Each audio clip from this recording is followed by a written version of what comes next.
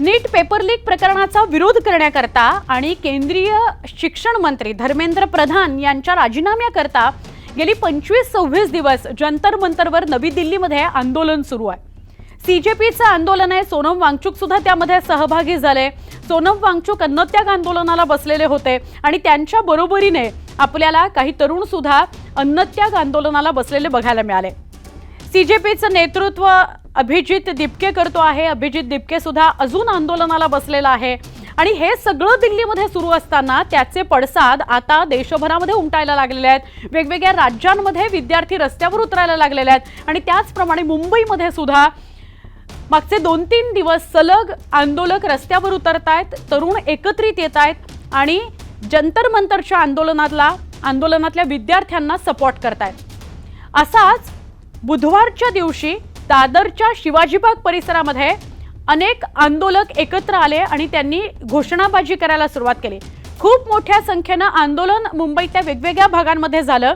दादरमधल्या Shivaji park भागामध्ये जेव्हा आंदोलन सुरू होतं तिथे पोलिसांच्या पथकानं खूप मोठ्या प्रमाणात आंदोलकांना ताब्यात घेतलं। जे जास्त जोरकसपणे आंदोलन करत होते, घोषणाबाजी करत होते, त्यांना पोलीस व्हॅनमध्ये भरलं आणि ते पोलीस व्हॅनमधून पोलीस ठाण्याला त्या व्हॅनला नेत होते।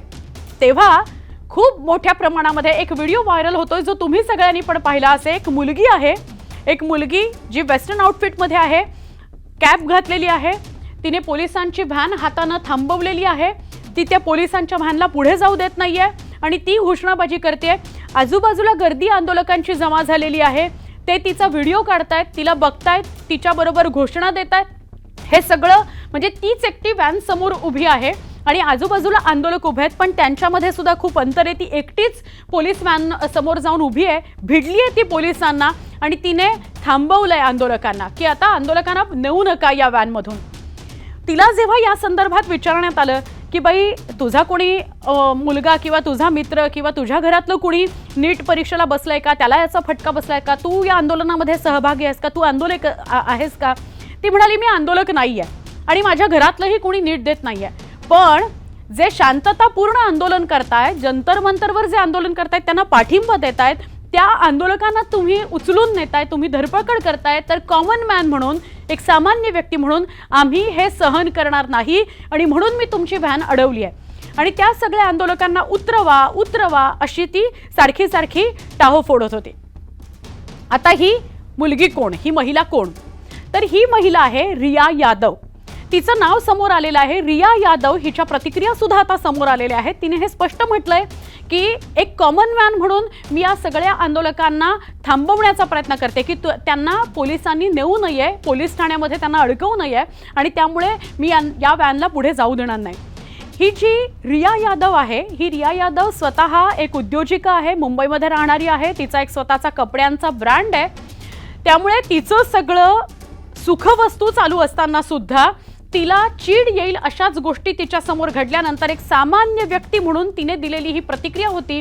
आज तिच्याविषयी खूप मोठी चर्चा होते आहे, तिच्याविषयी बोललं जात आहे, तिचं कौतुक केलं जात आहे। या आधी सुद्धा मुंबईच्या रस्त्यावर मंत्र्याला जाब विचारणारी एक महिला तुम्ही पाहिलेली होती। तो मंत्री कोण, ती महिला कोण हे सुद्धा नंतर समोर आलेलं होतं। त्याचप्रमाणे त्याच पद्धतीने तो जो व्हिडिओ किंवा ती जी इमेज तुमच्या समोर येईल तसंच काहीसं कालही मुंबईच्या रस्त्यांवर बघायला मिळालं। एका महिलेने एकटीने पोलिसांची व्हॅन अडवली, पोलिसांच्या व्हॅनला पुढे जाऊ दिलं नाही कारण त्यामध्ये आंदोलक भरलेले होते आणि त्या आंदोलकांना तुम्ही पोलीस ठाण्यात नेऊ नका असं तिचं म्हणणं होतं। ही रिया यादव हिने काही ठरवून नियोजितपणे ही कृती केली नाही। जे काही घडतंय तिच्या समोर एक सामान्य व्यक्ती म्हणून तिला आला राग आणि तिने दिलेली ती उत्स्फूर्त प्रतिक्रिया होती। त्यात तिला कुणाचं नुकसान करायचं नव्हतं, त्यात तिला कुणाला चॅलेंज करायचं नव्हतं किंवा ती काही स्टंटबाजीचा तो एक कुठला प्रकार नव्हता। तिने काही केलं नाही, तिने स्वतःचा फोन घेतला, तिने तो शूट केला की पोलीस कसं त्या व्हॅनमधून आंदोलक विद्यार्थ्यांना नेतायत त्याचा तिला निषेध करायचा होता आणि अशा पद्धतीने तिने निषेध नोंदवला सुद्धा। आज महाराष्ट्रभरामध्ये हा व्हिडिओ व्हायरल होतोय आणि तिचं कौतुक होतंय। तिच्याविषयी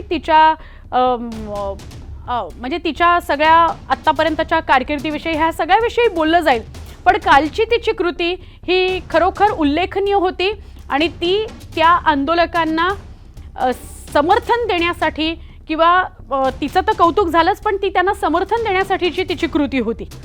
तर ही जी रिया आहे, या रियाविषयी, कालच्या तिच्या व्हिडिओविषयी तुम्हाला काय वाटतं? तुमच्या मनात काय भावना निर्माण झाल्या? तिचं कौतुक तुम्ही केलं, त्याचबरोबर तिच्याविषयीच्या ज्या प्रतिक्रिया समोर येतात त्या वाचून तुम्हाला काय वाटलं? आम्हाला कमेंट करून नक्की सांगा.